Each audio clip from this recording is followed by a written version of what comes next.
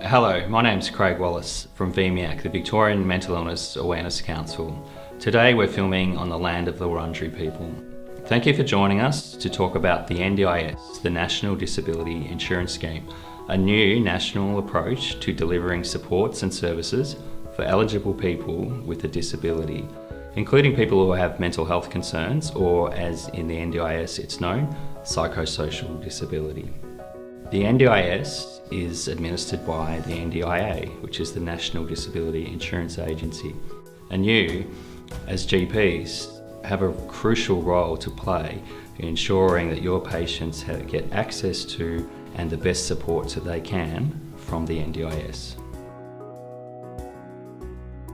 The role of GPs is going to be to provide a diagnosis where applicable, but the most important thing will be filling out the access request form with the consumer.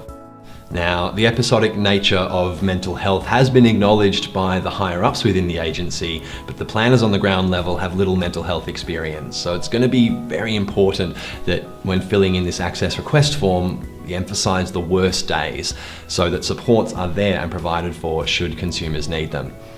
Once part of the scheme, a participant never needs to reapply. So to stave off future lengthy appointments, it's important to really listen to the consumer regarding their needs and to accurately represent that within the access request form. Assistance required for a consumer concerning their mobility may include public transport and MyKey training, funding for taxis, assistance or help in attending recreational activities, or even support in leaving the house, or sometimes even the bedroom. For communication, the areas in which a person experiencing psychosocial disability may require support are understanding paperwork, interpreting social cues, expressing their needs, following instructions, keeping up with conversation, and comprehending directions. A patient's social life will often be heavily affected, though they may struggle to identify the effects themselves. Possible points of difficulty may include making and keeping friends, having a sense of purpose, initiating or responding to a conversation, connecting with faith, spirituality, or just the community, and sometimes even talking to certain people. For example, the doctor. People experiencing mental health issues struggle with basic understanding and comprehension. They have issues around participation in group learning situations, struggle with cognitive skills such as planning, memory, concentration, or learning new information. People experiencing mental health issues may experience problems with maintaining personal care, grooming and hygiene, maintaining physical health, need assistance with self-harm prevention, managing medication, and sexual health and well-being. People with mental health matters might need help or support with maintaining the household, with budgeting money. Things like problem solving or making decisions can often be quite problematic. Taking responsibility or even behaving responsibly, managing adequate nutrition, even supports with shopping and cooking. Above all, like maintaining a safe household, things like the stove or the heater, making sure that people have got the supports they need to make sure that the home is a safe one. One of the difficulties which we have heard about for people accessing the NDIS is the language of the scheme. The scheme uses the term disability and also functional impairment.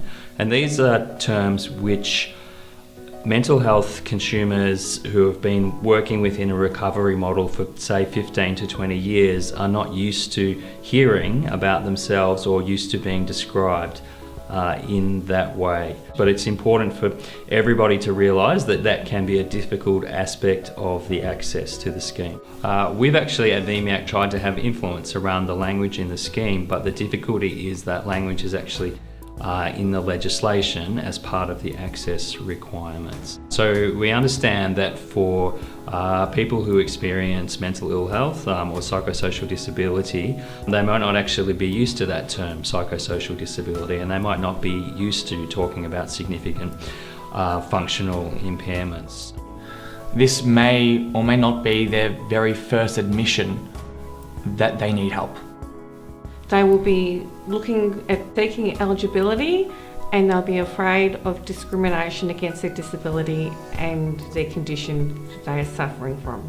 This is going to be a very delicate period in their life. They may not know all of the options, if any of the options available to them. One of the best things we've learnt from the recovery model are that mental health consumers are experts in their own recovery. When a patient enters the GP's office, they become overwhelmed, nervous and anxious. The need to access some of the worst times in a person's life can be quite distressing. So please be gentle, please be empathetic. A certain sense of confidence, confidentiality and safety has to be fostered. Through this, successful conclusions might be found. Supports that the consumer didn't even know existed. Maybe the GP themselves are also learning in this process as well. Thank you very much for watching. Hopefully you will have received information about the NDIS and psychosocial disability from your primary health network or the NDIA. If you haven't, please request it from them or feel free to get in touch with VMIAC. The NDIS is just in its beginnings and they're using an action research model, so there's an opportunity to shape it as it grows. As a GP, you have a crucial role to support your patients to access the NDIS, but also so both you and your patients can help shape the NDIS as it grows.